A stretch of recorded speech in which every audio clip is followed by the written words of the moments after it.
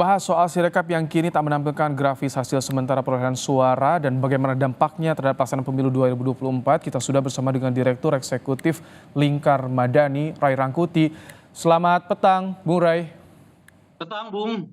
Baik, Bung Ray, bagaimana tanggapan Anda? Ini grafis hasil sementara suara di pemilu ini sudah hilang nih di Sirekap, hanya ada formulir C plano.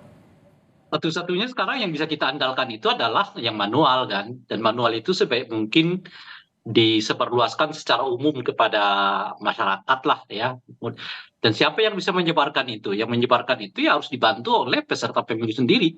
Ya partai-partainya, ya caleg-calegnya dan sebagainya dilakukan secara beruntun gitu. Nah, yang kedua ini kan format yang sedikit agak berbeda. Kalau dahulu itu kan memang salinan foto hasil itu ya kan nggak terlalu ditampilkan itu di Sirekap. Nah sekarang salinannya memang ditampilkan, tetapi rekapitulasinya dibuang sekarang gitu. Nah jadi sekarang ini ibaratnya kita mau ngitung sendiri deh. Tepat nggak ketika publik ini ikut memantau hasil sementara pemilu tapi tidak ada grafis hasil suara? Ya, sebetulnya kalau konteksnya untuk memantau bisa memantau, karena kan yang seperti yang sekarang ini masih tetap ditampilkan ininya kan, formulir C hasilnya ini gitu, dalam bentuk seperti yang sekarang tuh. Ini kan ibaratnya yang otentik nih di TPS atau otentik di PPK dan sebagainya gitu. Nah masalahnya ini akan menyulitkan masyarakat karena masyarakatnya disuruh ngitung sendiri nih sekarang gitu. Nah, Kira-kira. itu yang biasa.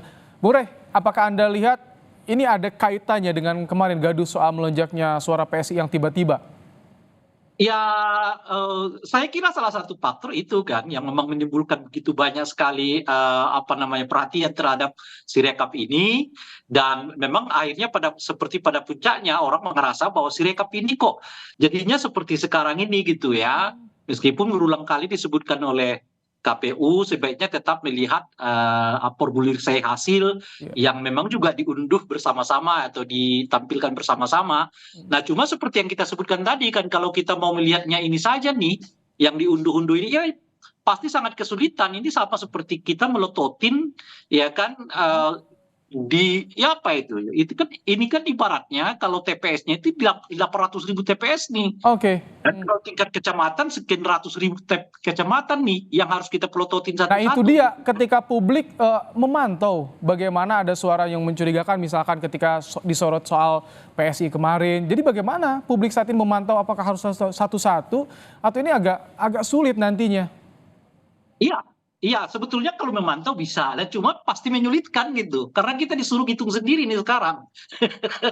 Perolehan suaranya sekian, sekian, mestinya di kecamatan sekian, nanti di KPU Kabupaten Kota sekian.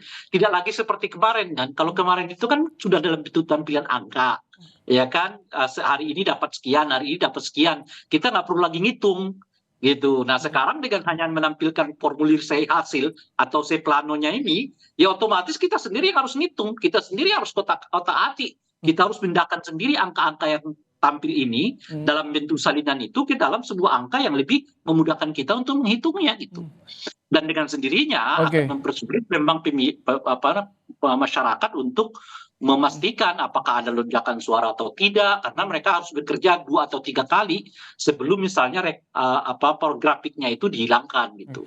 Bung Rey, kenapa tadi Anda singgung ini salah satu faktornya bisa jadi soal adanya gaduh melonjaknya suara PSI ini, Bung Rey? Apa yang Anda cermati soal ini tentunya?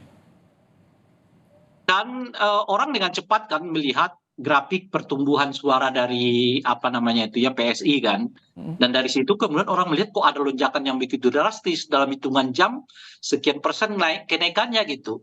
Tanpa melihat apakah sebetulnya di tampilan formulir hasilnya yang plano itu terjadi atau tidak gitu.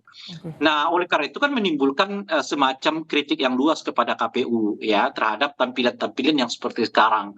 Lalu berdasarkan itu kemudian KPU menutup grafiknya untuk mengembalikan kembali ke formulir C hasil atau formulir C plano seperti yang ditampilkan sekarang ini gitu ya. Nah, kenapa itu alasan KPU ya karena memang ada kelemahan dalam pembacaan untuk mengubah mentranslate antara apa namanya itu, angka yang ada di dalam formulir C ke angka yang numerik seperti yang kita kenal dalam bentuk grafik itu gitu kira-kira. Ini kalau sampai Nah, grafis dihilangkan bukannya akan menimbulkan kecurigaan pada publik, Bang Rey? kalau bisa ya, tapi yang sudah pasti kita pastikan itu menimbulkan kesulitan untuk melihat apakah satu partai politik, kandidat tertentu, di dapil tertentu dan seterusnya itu ya mendapatkan suara yang layak atau tidak gitu. Karena seperti yang saya sebutkan itu tadi, ini sih sama seperti kita melototin formulir C-nya sendiri gitu loh. Oke. Ngitung sendiri, apa semuanya itu jumlahkan sendiri gitu. Nah, sedikit itu agak membuat kita apa namanya itu kesulitan ya, membuat kita jadi kerepotan gitu. Tapi ini parpol belum banyak nih yang bersuara soal hilangnya grafis di Sirekap ini, Bang Rey. Bagaimana tanggapan Anda? Gini, karena kan memang ketentuan soal apakah ditampilkan via grafik atau ditampilkan dengan utuh seperti yang kemarin itu, baik yang formulir C1-nya plus grafiknya atau formulir C hasilnya aja tanpa grafik atau grafiknya aja tanpa formulir C1. Ini kan formulasi yang dibuat sendiri oleh KPU. Selama ini kita di apa namanya tuh ditampilkan oleh KPU seperti yang kita kenal sebelumnya kan, yang formulir C1 dalam bentuk plano dan juga grafiknya dua-duanya tampil. Tapi menurut KPU kesulitan nih kalau dua-duanya ditampilkan sekaligus karena seringkali error membaca hasil dari C plano ke bentuk numeriknya dalam bentuk grafik gitu. Oke. Nah, kenapa partai politik belum ribut sampai sekarang? Ya saya kurang tahu persis ya, mungkin karena memang mereka lebih fokus kepada perhitungan manualnya. Tapi saya kira begini, memang lebih baik partai politik itu betul-betul konsentrasi pada manualnya. Oke. Dengan cara begitu, ya mereka yang menginformasikannya sendiri, apakah di dalam satu perhitungan suara, entah itu di kecamatan ataupun nanti, karena umumnya sudah berangkat ke KPU kabupaten kota, terjadi lonjakan atau tidak. Gitu. Baik. Ini kan Sirekap untuk memudahkan publik memantau penghitungan sementara. Apakah sampai nanti tanggal 20 Maret ini tak apa-apa dihilangkan grafisnya atau menurut Anda justru tampilkan saja agar publik bisa mantau? Sekarang ini kan dengan hanya menampilkan formulir C hasil atau formulir C plano, KPU memenuhi kewajiban untuk transparan tapi bersifat minimalis gitu. Yaitu ya menampilkan itu saja gitu. Nah, cuma kan kita nggak ngerti nih karena ini sedikit agak banyak yang menurut saya tidak lagi memenuhi ketentuan.